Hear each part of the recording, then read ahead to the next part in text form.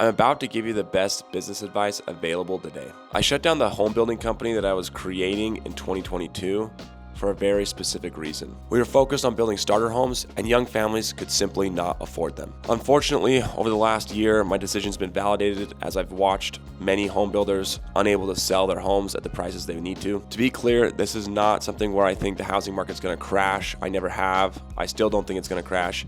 It just simply means that the margins get thinner and thinner for the builders, and it gets harder and harder for people to afford those homes. So I think home building will eventually stall out, and until something pretty dramatic shifts inside the economy, I don't think young families are going to be able to afford homes unless they themselves find ways to out-earn the average person. The housing crisis is something that I care about, and I really hope that collectively we can solve the problem.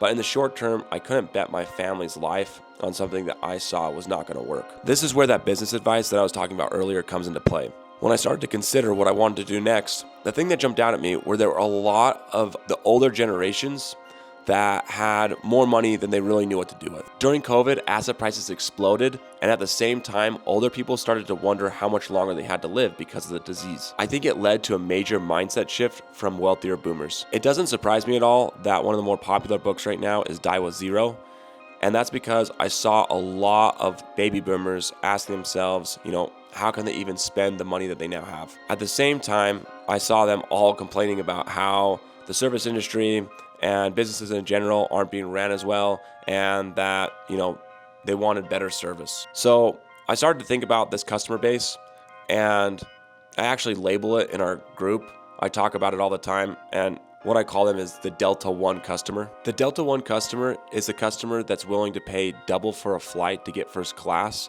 but still isn't wealthy enough to charter their own flights. This particular group is bigger than it's ever been in the history of the world, and anybody who's complaining about their economic circumstance should quit complaining that these people have so much money and figure out a way to serve this group. I changed my business to building luxury homes specifically to target that group.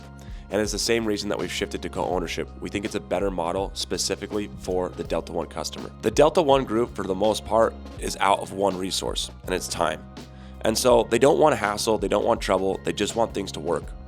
And so as somebody who's trying to go after the Delta One group, you should be asking yourself, how can I make the process as simple and easy for this customer?